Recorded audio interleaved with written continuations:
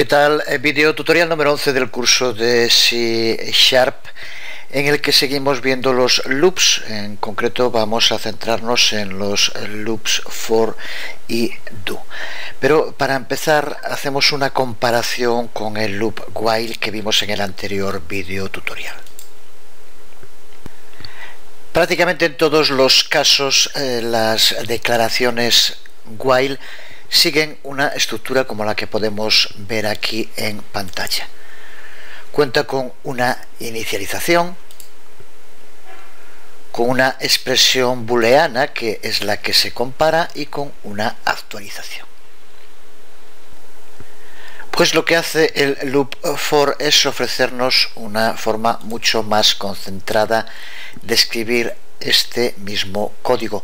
Aquí tenemos un ejemplo de conversión del loop while en un loop for, en el cual seguimos manteniendo el inicializador, seguimos manteniendo la expresión booleana y seguimos contando con una actualización. La ventaja es que el código se escribe más rápido y sobre todo es bastante más difícil cometer errores porque se nos olvide poner alguna de las partes que aquí hay que incluirlas. La inicialización tiene lugar una vez cuando empieza el loop. Luego lo que hace es evaluar la expresión booleana y mientras esta devuelva true se aumenta en 1 el valor de la expresión y se lleva a cabo la declaración. Se vuelve de nuevo a evaluar, si devuelve true se repite el proceso y así continuamente hasta que la expresión booleana devuelva false. Tenga en cuenta el modo, la mecánica de funcionamiento de un loop for, porque es lo que después nos servirá para entender la diferencia que tiene con el loop do.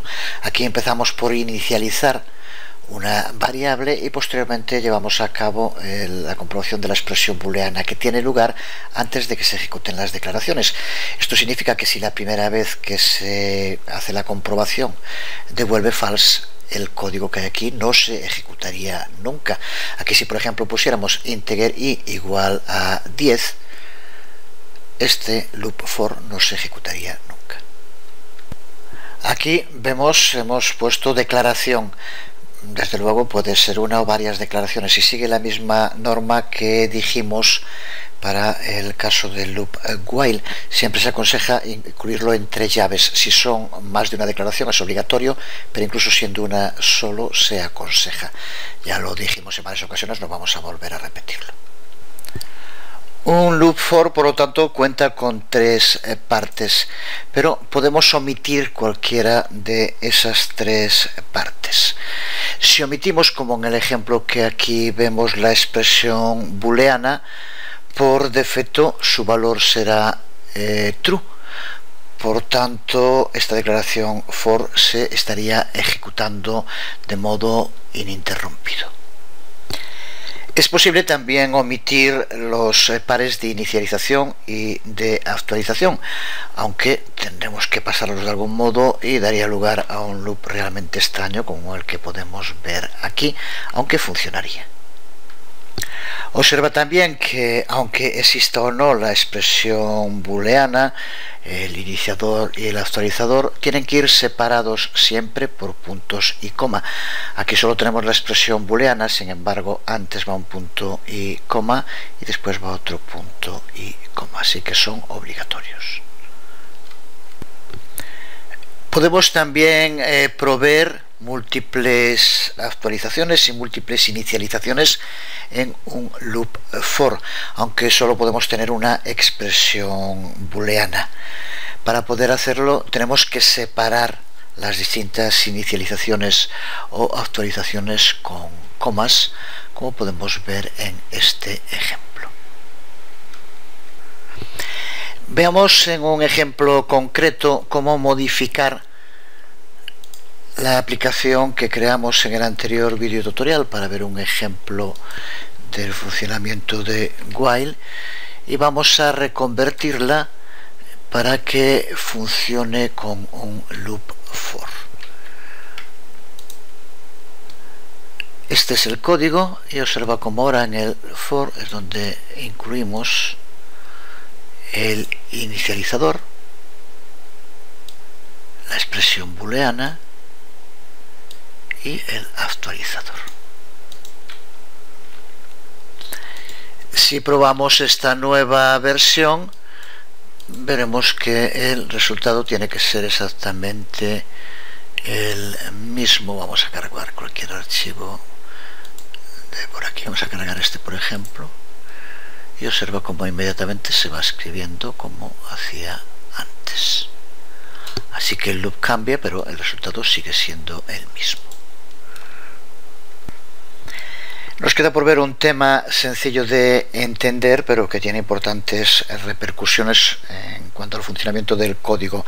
Se trata del alcance de las declaraciones for, porque cuando utilizamos una declaración for, estamos declarando al menos una variable en la parte de inicialización de la declaración, y esa variable tiene un alcance que tenemos que entender bien y que se limita al cuerpo de la declaración for y desaparece cuando la declaración finaliza. Esta regla tiene dos consecuencias importantes. La primera, de la que vemos aquí un ejemplo, es que no vamos a poder utilizar esa variable fuera del cuerpo de la declaración for.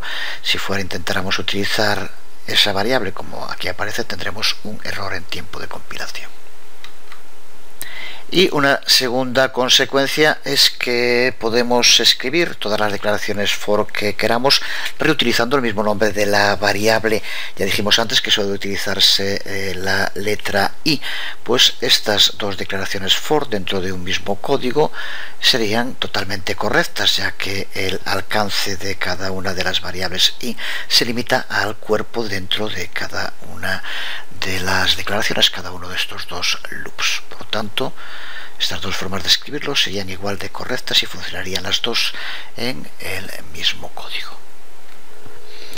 Hasta ahora hemos visto los loops while y for, que en ambos casos comprueban su expresión booleana al comienzo del loop. Esto significa que si la expresión se evalúa como falsa, la primera vez que se evalúa, el cuerpo del loop no se ejecuta ni una sola vez.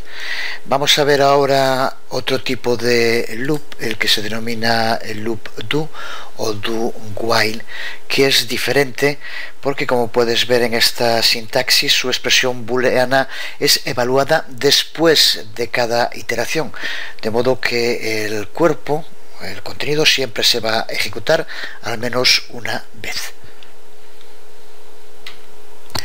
Una vez más, como en los otros casos, las declaraciones, si es más de una, obligatoriamente tienen que ir entre llaves.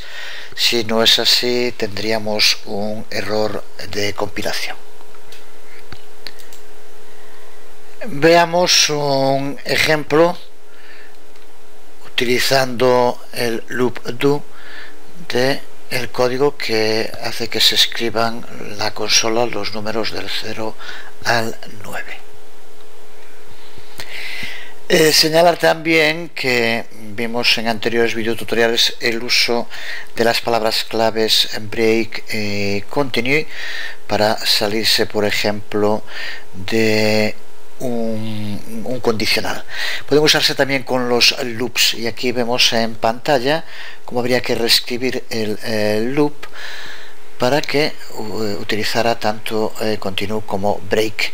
Es de todos modos, no vamos a volver a explicar ahora el uso que tienen, pero dentro de los loops hacen el código demasiado poco claro y confuso y no aportan nada, con lo cual, aunque pueden utilizarse, no se aconseja hacerlo. Con esto debería estar claro todo lo que necesitamos saber sobre el uso de los loops, los tres tipos que hemos visto. Ya estamos preparados para crear una aplicación un poco más compleja que los utilice, pero vamos a dejarlo para el próximo video tutorial para no interrumpirla en este video tutorial por la mitad. Así que quedamos aquí, empezaremos el siguiente video tutorial con esa aplicación. Os hablo Jesús Conde, nos vemos.